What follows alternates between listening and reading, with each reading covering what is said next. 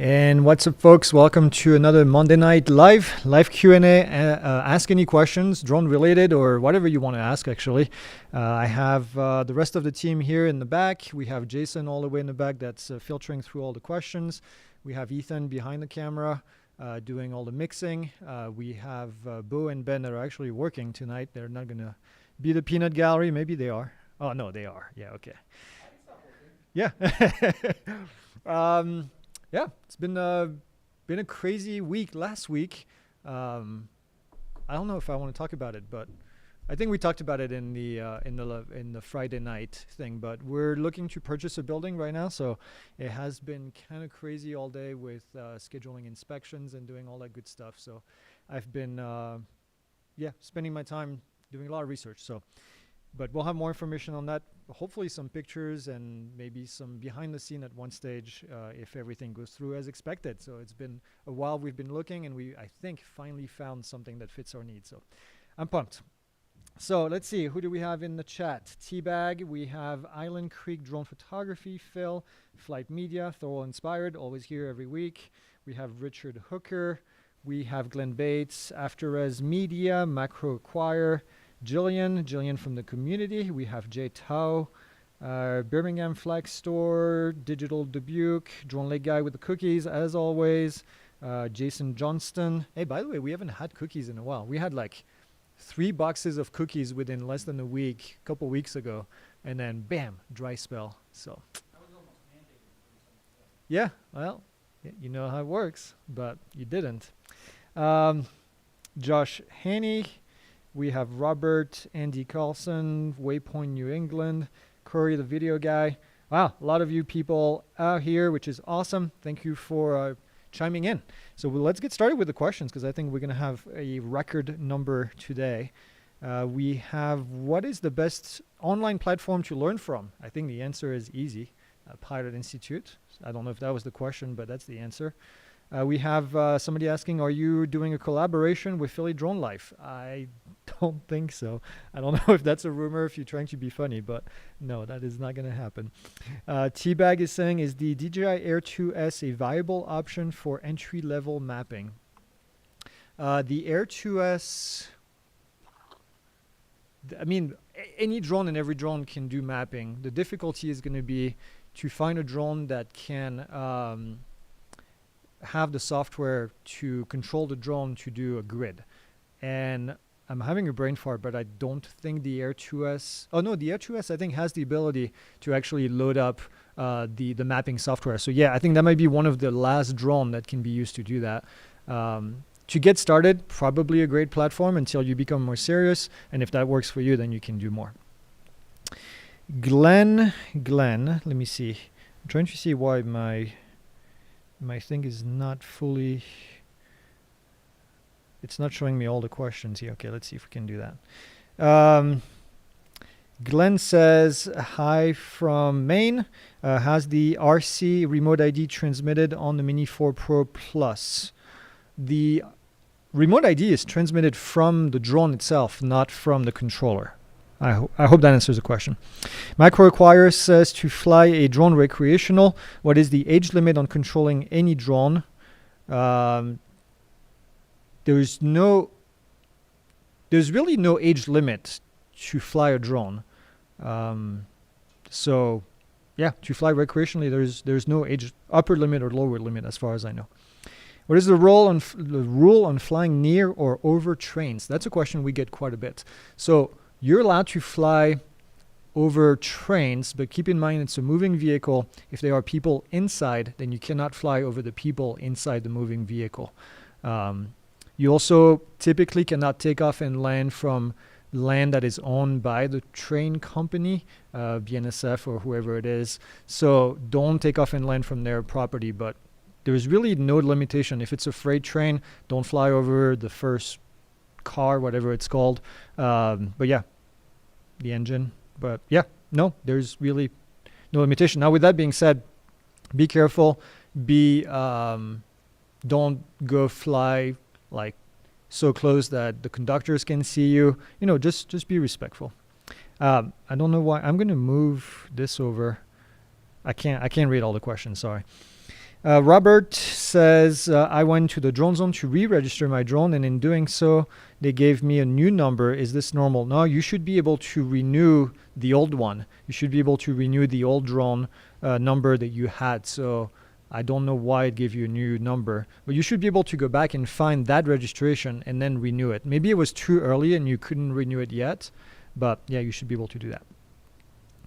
Question: operating under Part 107 with the broadcast module, is the registered module only usable on one specific drone, or are you able to move the module between drones? So that's the kicker here. Under Part 107, you have to use one module per drone, because the module is what gets registered in the registration page on the FAA website. So there, if your drone doesn't have remote ID, you're going to have to attach a remote ID module serial number, but you can only use that one for one drone.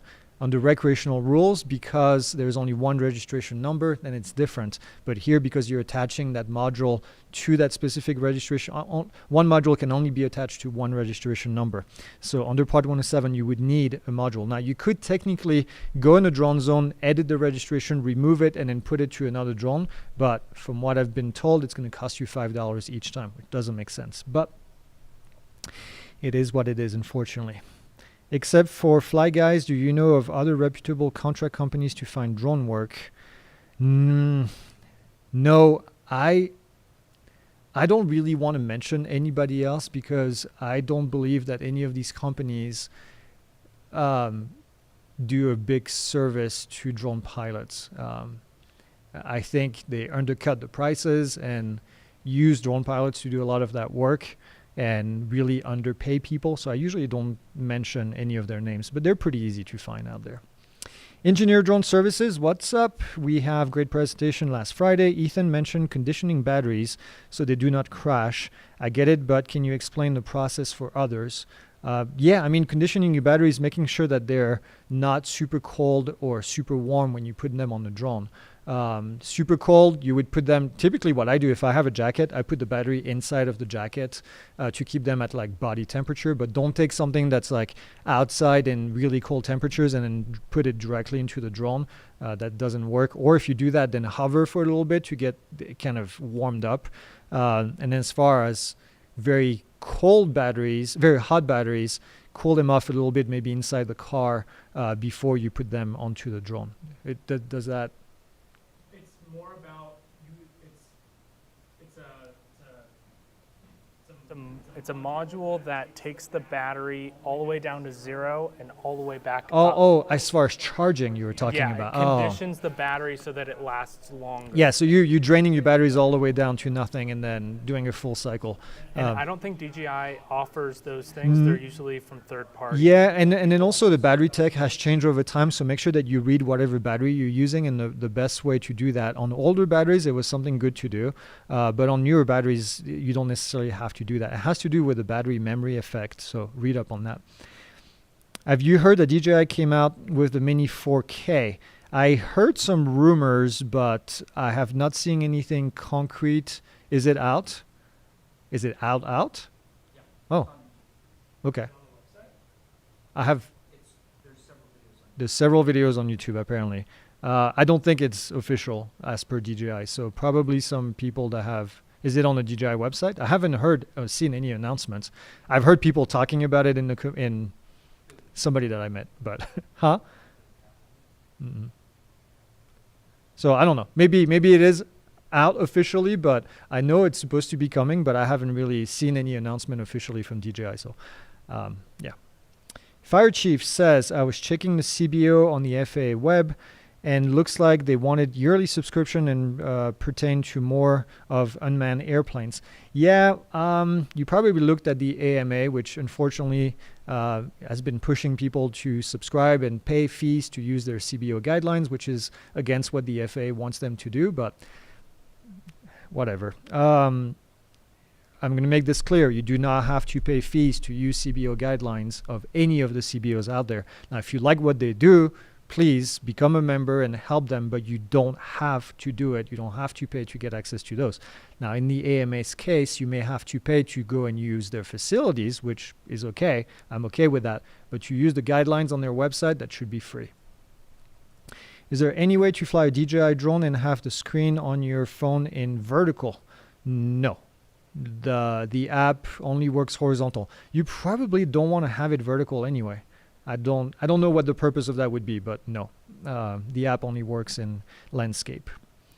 If the countering CCP Drone Act goes through, restricting DJI access to US network, what would be the point of the in-the-works DFR bill if the previous bill would prohibit DJI overall? Max, that is a great question. And the reason they came up with the DFR, by the way, for those of you that are not familiar, Elise Stefanik from New York, she came up with this thing a while back, the Countering CCP Act, Drone Act, which would restrict DJI in the US. We've talked about this at length. And then she probably realized that this wasn't going to go through. So now she's coming out with a softened version called the DFR, Drone for First Responders, or whatever, Drone to First Responders. It's a dumb acronym because DFR means something else in this industry, but these people wouldn't know because they're not in the industry. So the new one softens the charge a little bit, and probably so that it's more palatable, so that it gets signed. But in this case, I'm pretty sure the DFR only affects public safety agencies, which is still not good, but it at least doesn't affect commercial users. What exactly is a CBO? CBO, community-based organization. There's 4 of them that are approved by the FAA. They're non-for-profit organizations that promote model or unmanned aircraft out there. And they get approved by the FAA once they have a set of guidelines. Under recreational rules, one of the rules under recreational rules is that you have to follow community-based organization guidelines, which means that you need to pick one and then follow whatever they say in the document that was approved by the FAA. So we recommend Flight Test Community Association, and we recommend FPV Freedom Coalition, because they're good people. We talk to them quite a bit. Corey, the video guy, says, have you ever used Pix4D for mapping? Yes, we have. We have a full course that talks about all of this stuff. Carl Becker says, I know national parks are off limit. How about state parks and forest preserves? State parks depends on the state. Some states, like I think California, doesn't allow drones to fly in state parks. Some states like Arizona allow people to fly. So it depends on where you are. Make sure that you look it up and understand the limitation. Forest preserves, I don't think I've heard that term. There's national forests, which are okay to fly in. There is wilderness areas that are not okay nationwide, doesn't matter of the state. But I don't know about forest preserves. I don't know what that term actually means. Jim says, I know that you are not a congressman, thank God, and so that you can only offer your opinion, but with the recent rumbling about the Congress banning DJI, would you consider buying new DJI drones? Yes, I will continue to buy DJI drones, and I don't believe that any of these people have the ability to ban those drones at the moment. Bill F. says, there is always talk from FAA about flying safely. Manned pilots like yourself have talked about the hazards of drones. Millions or billions of drone flights later, I'm not seeing it, are you? Well, hey, that's a great discussion, actually. We haven't seen drone flights hitting manned aircraft except for at least 12 confirmed collisions, typically with helicopters. There's been no fatalities, I'll give you that. But the question that I would pose is it because of the rules that are currently in place, or is it because it's a safe activity in general? I believe the answer is both, by the way. I think it is a safe activity. I think there is also, because the rules that are in place, most people don't fly at high altitude where other airplanes are, or helicopters, and that's why we have seen so few collisions. Also, keep in mind the airspace in the United States is massive, and does it mean we should relax the rules? Maybe, with some thoughts behind it. Should we be flying higher than 400 feet? I don't believe that's a great idea. Again, because I fly airplanes at higher altitudes than 500 feet. So, I don't know. It's a good question. I think I think we don't have a way to know what the alternative would be if it was a free-for-all where drones can fly at any altitude and do whatever they want. So where do you see the industry in 5 years, from drone capabilities to FAA regulation? What significant changes would you like to see? Great question, Richard. In 5 years, as far as drone capabilities, I think we're going to see the same thing that we've seen over the last few years.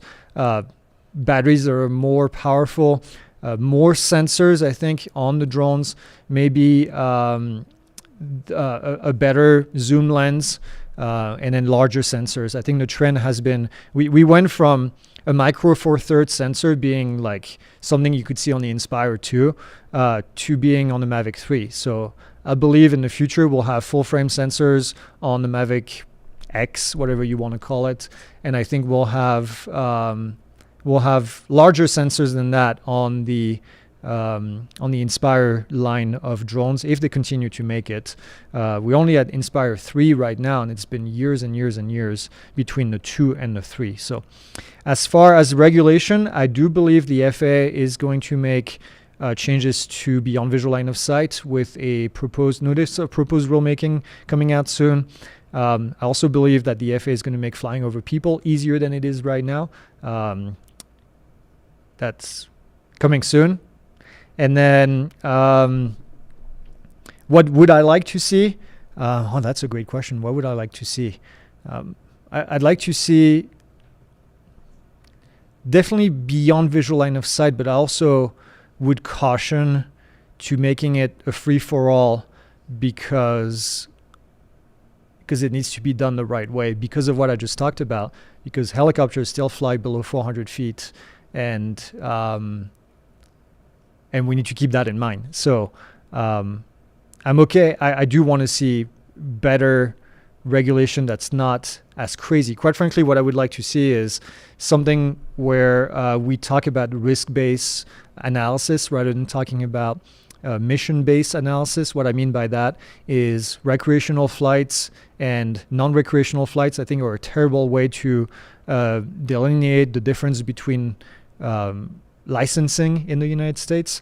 We have Canada that I think is doing it the right way. It's risk-based analysis. So depending on how risky your flight is, how close you're going to be to people, how close you're going to be to housing and population, then your requirement for licensing become higher.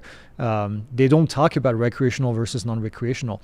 Flight A and Flight B, if they're exactly the same, why is there a difference in rules between recreational and Part 107? That doesn't make any sense to me. So I would like to see a risk-based approach rather than what we have now. But that's my wish list.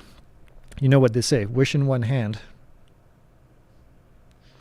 Chris Ritchie says, can a drone operator use lighter than air balloon for long-term use mounting a camera on the bottom, and how do they put out a NOTAM, still 400 feet ceiling? Hot air balloons are governed under Part 101, not Part 107, but you cannot, they're not radio controlled, they're not remote controlled. Putting a camera under a balloon is actually very difficult to control it, very difficult to get it stabilized, so it's actually not as good of an idea as you think it might be as far as the quality that you would get from it.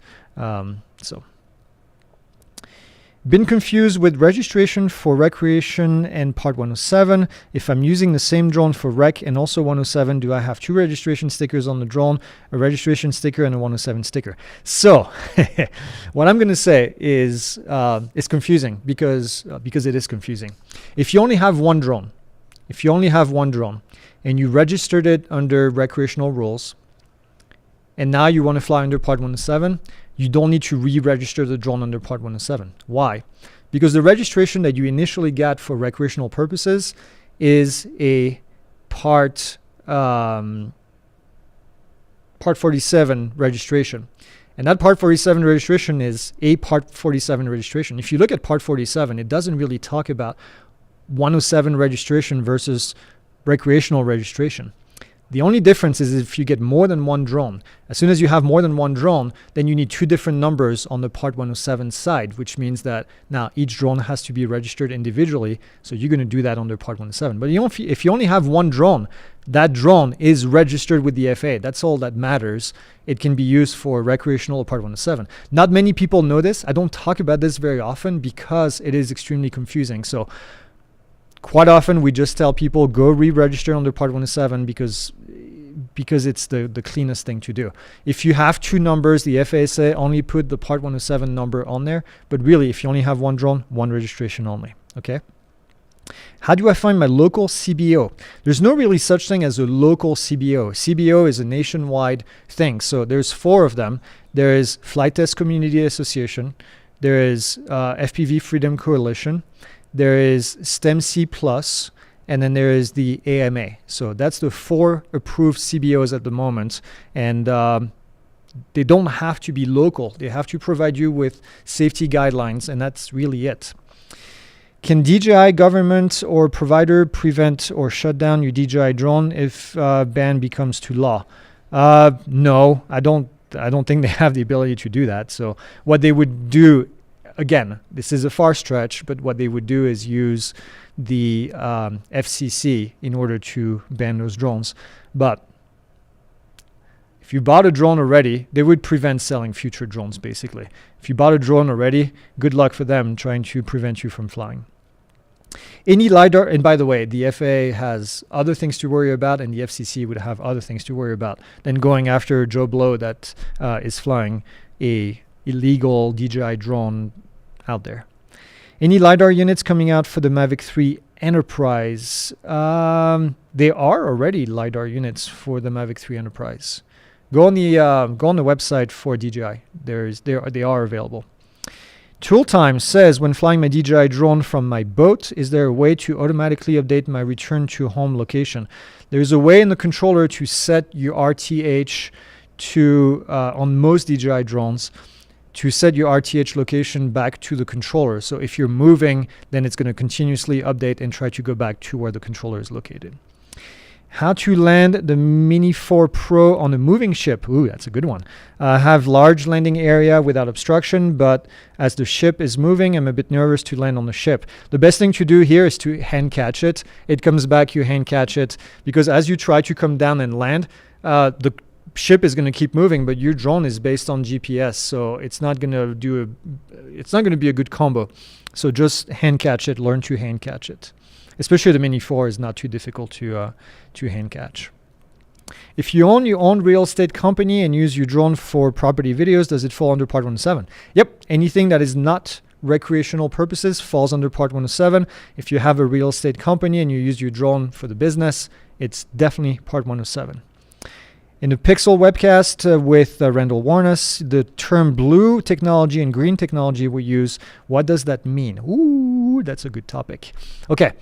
Blue certification is something that the US government came up with as a standard that some manufacturers based in the US and, well, based outside of China, let's put it this way, can apply for and qualify for. So, as an example, Parrot is a French company manufacturing drones, and they have a Parrot NFE USA, and that drone is on the blue list, which means that it meets the blue standard. The blue standard basically says that your drone cannot have components manufactured in China except for a small amount. There's like a certain percentage that's allowed, but like none of the payloads can be manufactured in China, and a bunch of rules. It was designed initially to create drones that were going to be sold to the U.S. government, to the military specifically, as a surveillance drone. I don't remember the exact term because I not something that I pay a ton of attention to, but as a drone that was going to fly away to help soldiers to figure out what's going on, kind of a recon drone. I don't remember the acronym for it, but anyway, that's beside the point. So that's the blue drone.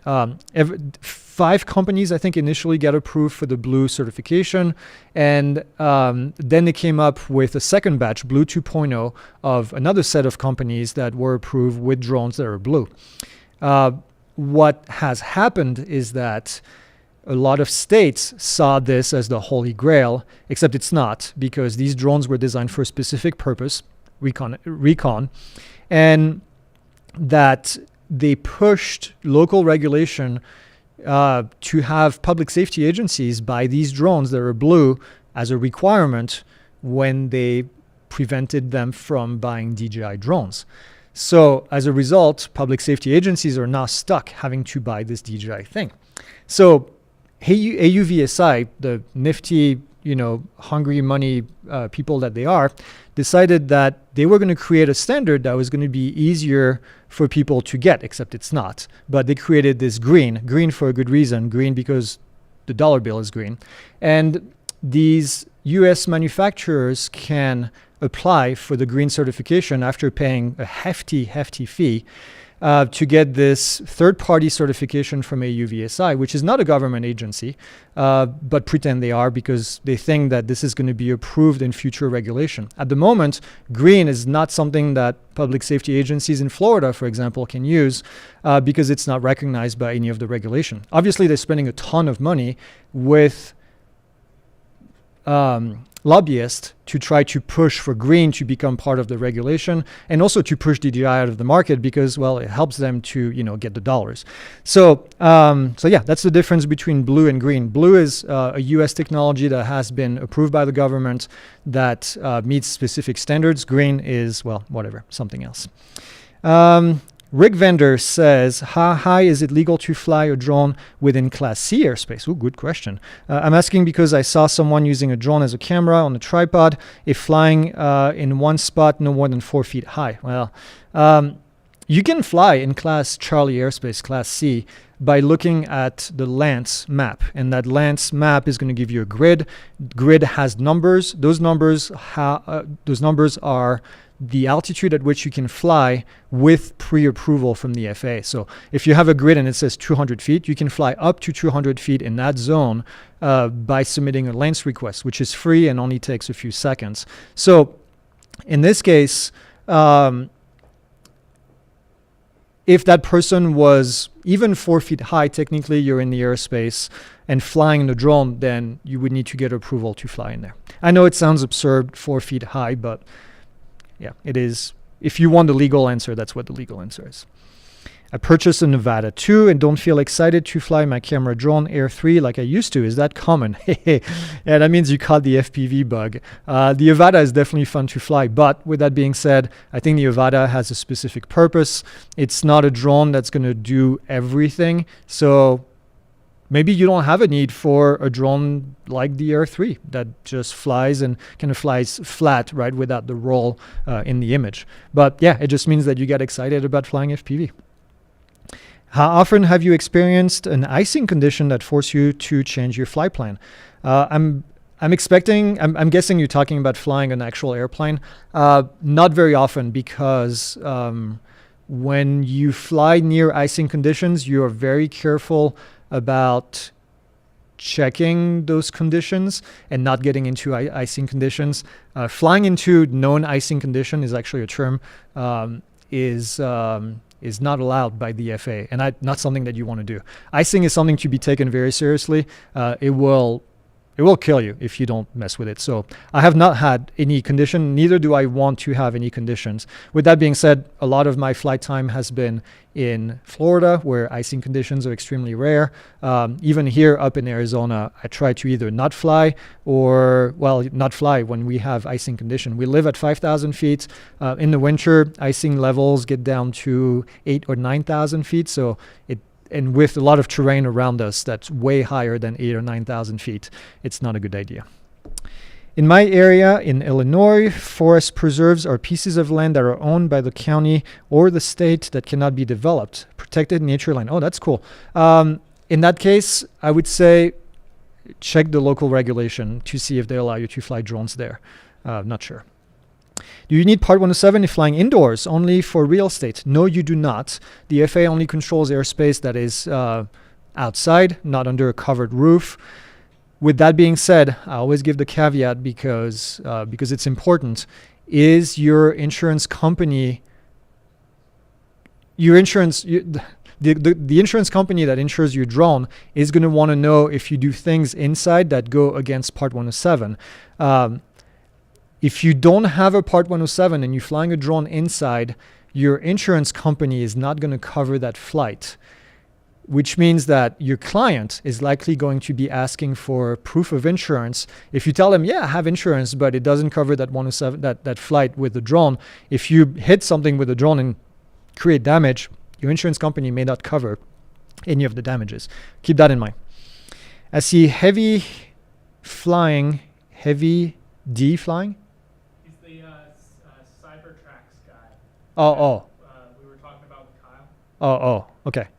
Heavy D flying his helicopter way below 400 feet. Yeah, I don't know who the YouTuber is, I'm guessing, but yes, helicopters can fly below 500 feet. So, and they will fly in the same airspace that you fly your drone. So be careful.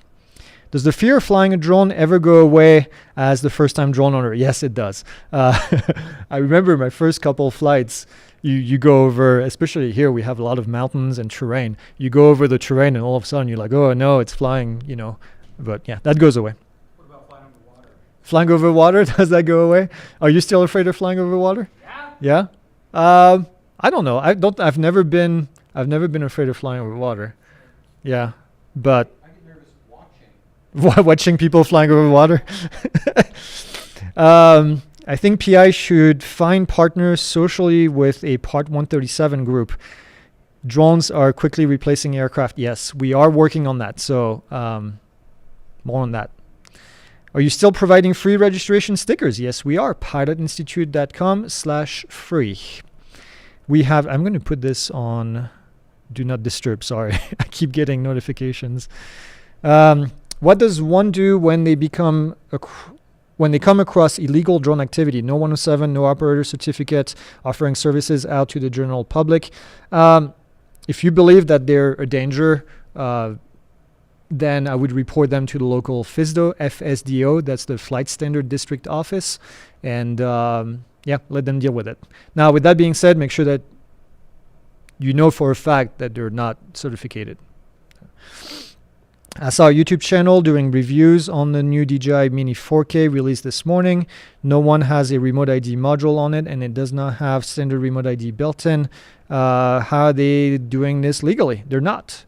If it's any drone flown for under Part 107, especially if it's a review on a YouTube channel, then it would need to have remote ID, which would only be able to be done with the remote ID module, which is what we did for the Avada, by the way. The Avada is still not approved by the FAA, so we are, when we did our review early from DJI, we put a remote ID module on top of it, registered it as such, and then when it becomes available, then we'll remove that.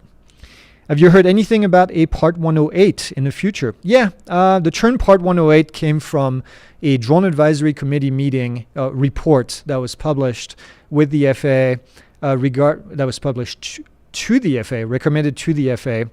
The Drone Advisory Committee is a group of industry professionals that provide recommendations, to the FAA on certain topics that they've been asked to provide feedback. And so they did a recommendation for beyond visual line of sight, which is where the Part 108 came from. We don't know if it's ever going to be called Part 108. Typically, the FAA doesn't do a whole lot of parts that are odd numbered. Part 107, Part 91, Part 61, Part 141. I can name Part 135, 77. I can name a whole bunch of them that are just odd numbers. So I would be surprised. If anything, it might be Part 109, but you heard it first. But I don't know for a fact. But the idea is that flying beyond visual line of sight would require some sort of a rating or additional training that would go on your certificate. Now, if you look on your remote pilot certificate right now, it says unmanned aircraft pilot, and then in the back it says small unmanned aircraft as a certification or as a privilege. I don't remember how it's labeled in the back, but that's the equivalent to, in the manned aircraft world, if you look at my pilot certificate, for example, it says commercial pilot airplane, and then well, it says commercial pilot in the front, and then in the back it says airplane single engine, airplane multi-engine, and then it says instrument rating. So those are all things that were added to my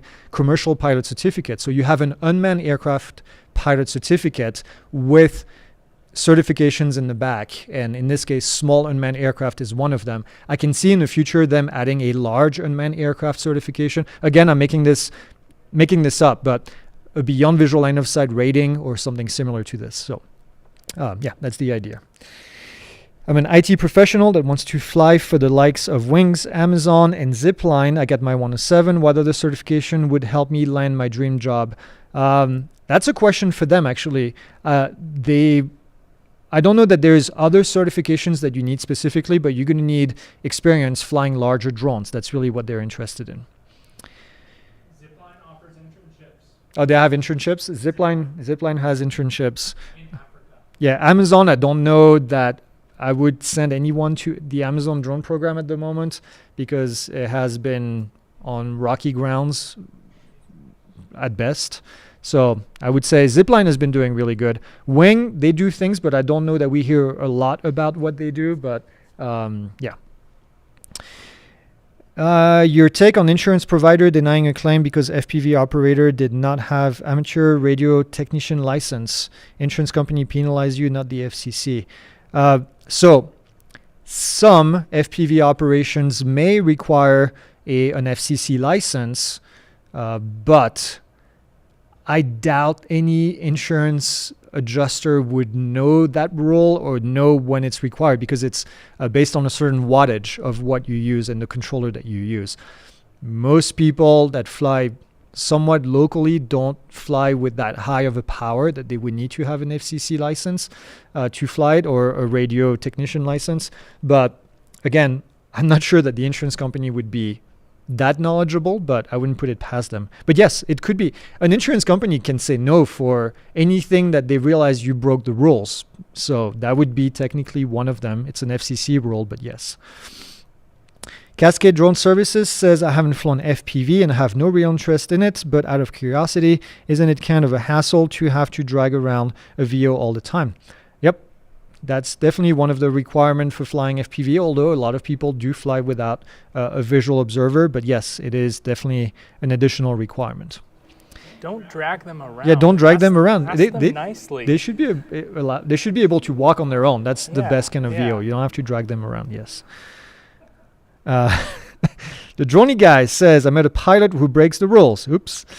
He said he flies over 400 feet because he doesn't want people hearing him.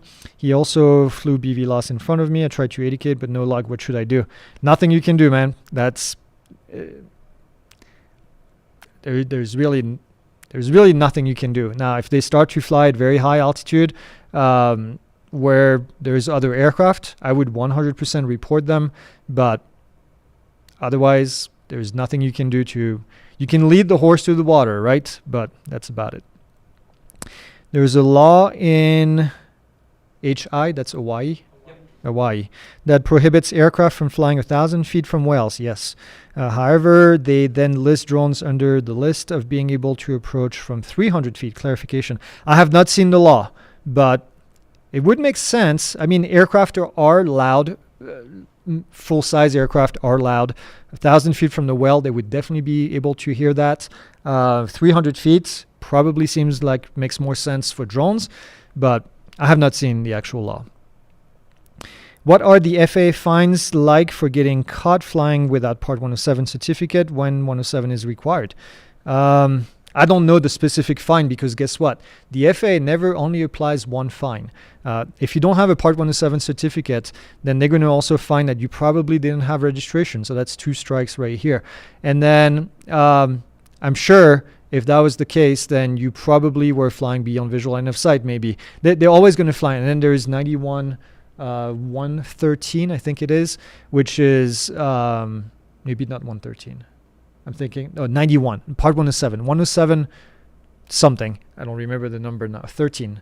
That says that flying careless and reckless, they would probably charge you with that as well. So it's never one fine with the FAA. It's always going to be more than that. So the cost depends. It's a la carte. You pick your things. Now, with that being said, the FAA probably will not find someone the first time that they catch them flying without Part 107, because that's not what the FAA does. They will try to educate first, and then if you do it again, then yeah.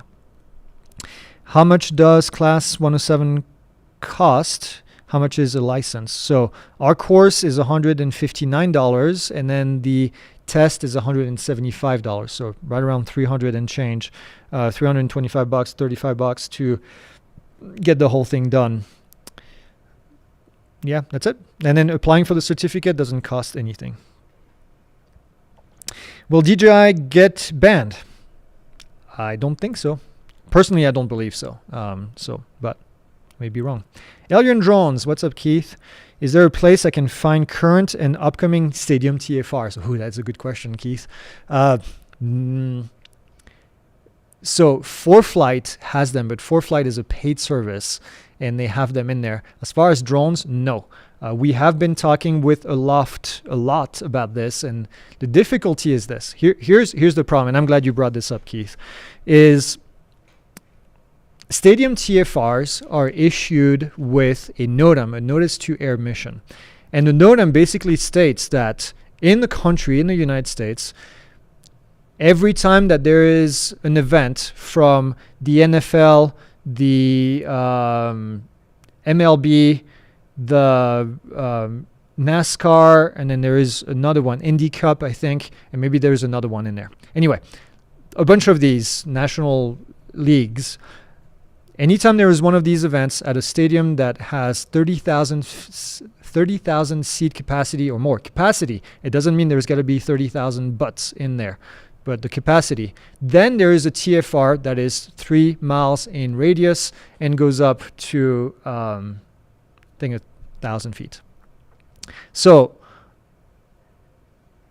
the difficulty is that because it's only one NOTAM that says all of these TFRs go up, then there's hundreds of TFRs that get issued after this. But the FAA does not issue a single TFR every single time there's one of those events. It relies on you, the operator, to find when there is a game and a stadium that's 30,000 seats or more, and then the schedule of the NFL and blah, blah, blah, which is why we actually went to the FAA with a proposal that they changed that rule. Because we realized that it's something stupid, like hundreds of thousands of square miles of airspace get blocked every year because of this 3 statute mile TFR, when in theory it doesn't have to be that big. It should stop at the boundary of the stadium, which is what we're proposing to the FAA. And when I say we, this is a group that I'm part of, which is called the DAC, the Drone Advisory Council, which has a bunch of people from the industry in it. But the reason we made that proposal is because we realized that people can get caught in that TFR without really ever knowing it because of what Keith just said, which is the fact that these TFRs are not published on Aloft Air Control, on any of those maps out there. So we need to find a better way to get that data shared to the operators. But now, if you're within the boundaries of that stadium, chances are you know that there is a game going on. Chances are you should know that there is a TFR in place and you shouldn't be flying. So that's why we're trying to put that in place, so fewer people get busted for things that if you're 3 miles away from a stadium, you may never know. If it's me flying, I mean, it's part of the briefing for me to go and check if there is a stadium, but man, knowing that there's a stadium with over 30,000 seats right there, how would you know? And knowing that there is a game going on at the same time, it can be very tricky. So that's my story, and I'm sticking to it. So to answer your question, Keith, unfortunately, no. The only place I know, like I said, is that 4Flight app, which is not cheap. It's an app for manned aircraft pilots. I recently attended a tactical drone class. The instructor was from the DEA. He taught that federal agencies using drones were exempt from FAA regulation. He seemed totally unaware of the rules. Federal agencies, I don't know that they're... I'm sure they operate outside of FAA. I mean, who's going to... Yeah, well, that's the military has their own airspace and stuff that they fly, but I don't know about drones. I don't know about federal government. I'm gonna ask my FAA contact. Public safety agencies are not exempt from these rules. I'm gonna say that. Federal agencies, I know federal agencies are exempt from remote ID, but I don't know. We have FAA people in the chat from time to time. So if somebody wants to chime in on this without saying they're from the FAA, I know they're. Yeah, I'm going to wait to see more comments on that one. 125,000 square miles, by the way. Thank you, Vic. I had to unsplit my screen because I couldn't see the comments Jason was sending me. But yeah, 125,000 square miles every year from that TFR, which I think with the proposal that we have, it takes it down to like less than 10,000 square miles. So it's really cool. Whew, I'm getting dry here. Whiskey? Water? Yeah. It's not happy hour day, it's 5 days. Dude, I haven't drank alcohol in probably 3 months. I don't even remember last time I did. When I get my Part 107 license in the mail and on top of paper, I must sign my name on item 4 prior to exercising. What do I do? Did I already sign that? Oh, it's the back of your certificate. If you look in the back of the certificate, there's a signature line. Make sure that you sign on the back of it. That's what that is. Bongo says, if you use your drone recreationally to capture videos and later obtain Part 107 and sell your footage, is that legal? Yes, it is. It's at the time of flight. That's what the FAA cares about. Do I have to be a U.S. citizen to be Part 107? No, you do not, and get the license in the U.S. No, you don't have to be. You don't have to be a Part 107. You can absolutely fly without it. What did I just say? Sorry, I was reading the next question already. You don't have to be a U.S. citizen to get your Part 107 or to take the exam. That's the correct answer. Machine gun droner. Wow. I learned Aloft now offers SGI waiver for first responders. Yes. How do I use Aloft to get an SGI waiver? Is it possible to get the SGI waiver in area that doesn't have lands? Yes, you can get SGI waiver in areas that don't have lands. That's exactly what the SGI process is for. How do you get it? Actually, I don't know the answer to that, but I recommend you contact them. I think it's support at aloft.io, and they'll help you figure out. I think you need to have an account. You're going to have an account and prove that you're public safety, and because that's only available to public safety agencies. So yeah. Do I need a license if my drone is over 250 grams and I'm only doing recreational? So the certificate in the US is only if you fly for non-recreational purposes. The weight of the drone doesn't really matter in this case. If you fly for recreational purposes, you can fly any drone you want, under 250, over 250, it doesn't matter. But registration is the kicker here. You don't need to register the drone if it's under 250 grams in the US. Oh, thank you, Ben. You saver. You don't need to register the drone if you fly recreationally and it's under 250 grams.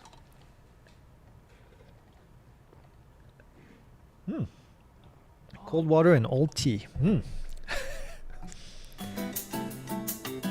What's that? Oh, yeah. A little music in the back. Sorry, I get dry. I don't know how many questions we answered, but that's a lot of them today. Have you heard of anybody using the Mavic 3 Enterprise cut engine power function to avoid a collision? Well, I can tell you stories about that. Part 31 says dual stick down and inward to achieve free fall. I know someone who did it without trying to avoid a collision. It was me. It works. It works really well. Everything becomes very quiet all of a sudden, and then you're like, "What the hell did just happen?" So the funny story now, but we were doing a shoot, and this was on the Mavic 3 Cine that we have. That was an expensive drone that we had. We still have it. It's in pieces now, but we had been testing it and doing the deep dive, and then when we do deep dive, we go through all the menus and show buttons and do screen recordings and stuff, and someone in the team who's no longer here checked that box, and someone in the team who's here did not verify that setting was checked. So I would say do not only have that setting in emergency only mode.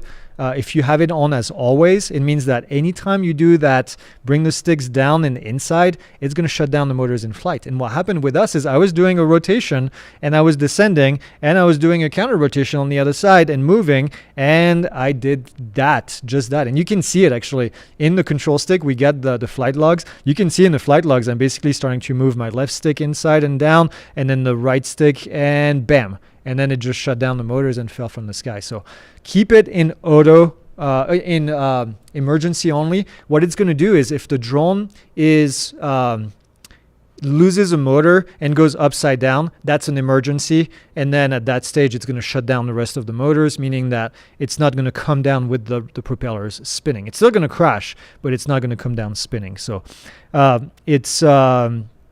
yeah, we've used it once, with on purpose when we did the testing of a parachute. So to shut down the motors in flight, we had to do that, and then it shut down and came down. You also talked about that in the drone safety day video that you're supposed to. Yes, I did actually. Yeah. Have you heard of any? Oh, that was the one I just said. Afternoon, he says, I work for power company of 10,000 miles of service area. Do you have any recommendation on a good blue drone for inspections? We are working on getting some grants. Blue drones are expensive. The closest thing I would recommend at this stage is I haven't flown it, but because they are hard to get and they're really expensive, but a Skydio X10 is probably the most capable drone that's out there, and I think it's blue, but I might actually be wrong. Oh yeah, bring me that. So yeah, that's what I would say. Are the Uniques, are those Chinese? Yeah, Unique is Chinese, and Unique is no longer in business. This is our Mavic 3 Cine. And this is. And so is this, and so is this, and so is this. And now, to be fair, we did. Oh, and that's the camera. To be fair, and that's not part of it, by the way. I don't know what this is doing here, but that's a gimbal for a Phantom 1. And this is the SSD. We were trying to get the data from the SSD. We should have sent it to DJI, quite frankly, but I also wanted to see what it looks like on the inside, and this is what it looks like. It's cool. It's really packed solid, but yeah, it destroyed the arm completely. The camera flew. This thing fell on granite. I don't know if you're familiar with Prescott area. We have big granite boulders that are extremely, extremely solid. And yeah, that's what's left of it. Another blue drone option is Watts Innovation. Oh, Watts is blue? Watts is blue. Oh, yeah, well Put a then, Gramsci gimbal on it, and then it's more like a matrice solution. oh, then 100%. Yeah, okay. Then I take my recommendation on the blue drone from the Skydio to Watts Innovation. Go check them out. Bobby Watts, a great dude.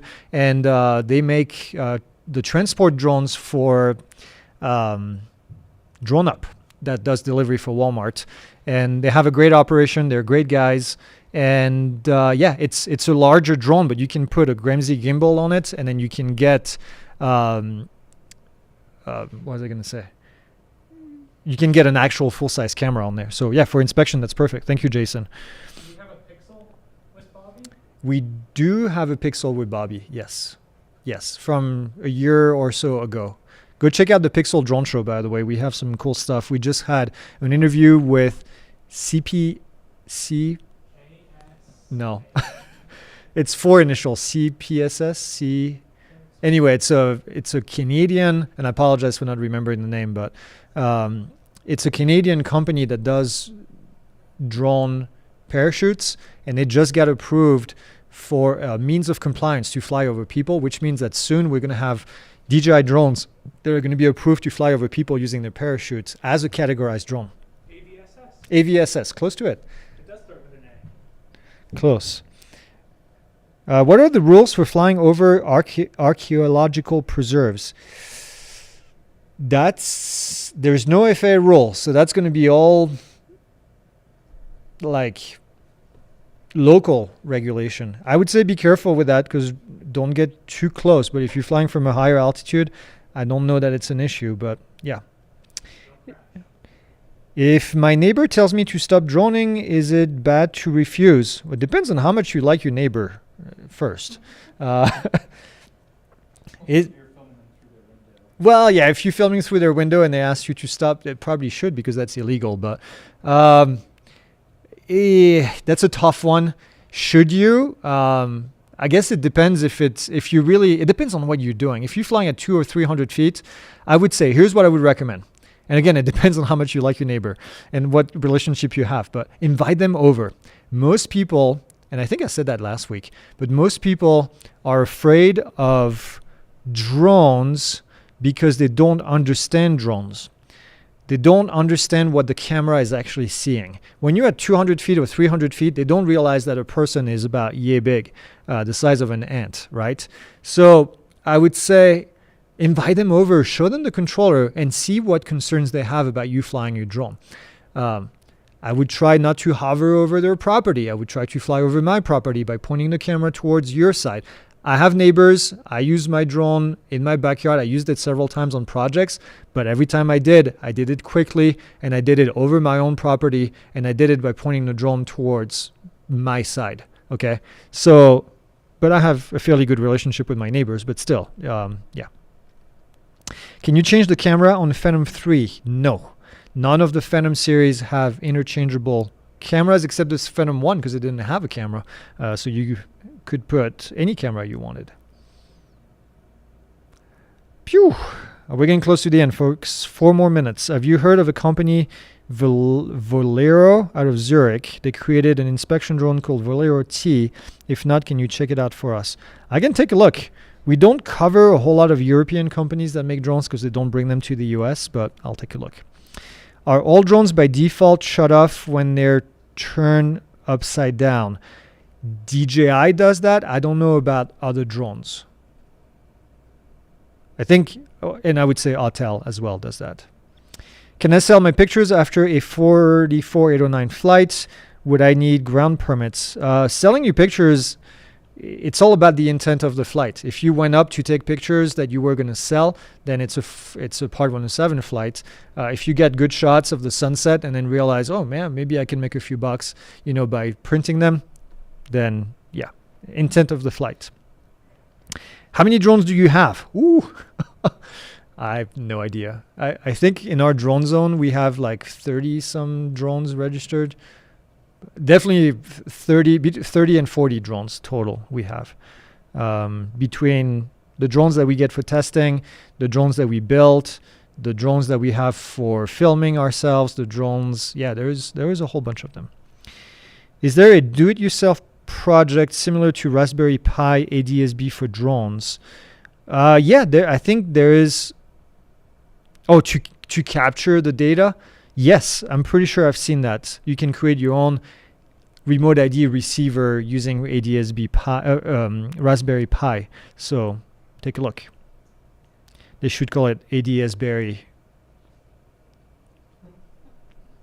Where's the soundtrack? Where's the laugh track? Oh, that's because they know we're going to shut it down. We can keep going a little bit. If my flight intent is recreational and I see something that I want to film for a 107 reason, can I change the intent of my flight? No, you cannot change the intent of the flight in flight.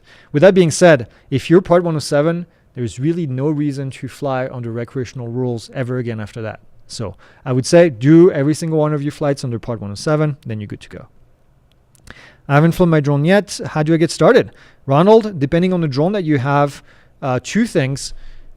Go to trust.pilotinstitute.com, do your trust test. When you're done with that, go to Recreational Flying Made Easy on our website. That's a free course that we offer for recreational pilots. And then if you have one of the drones that we have a deep dive for, go and watch the deep dive course for that drone. That's going to give you all the information you need for your first flight. And start charging the batteries. And before you do all that, start charging the batteries now so that they're ready to go when you start. And deep dive, right? Let's do a couple more here. Jason, stop.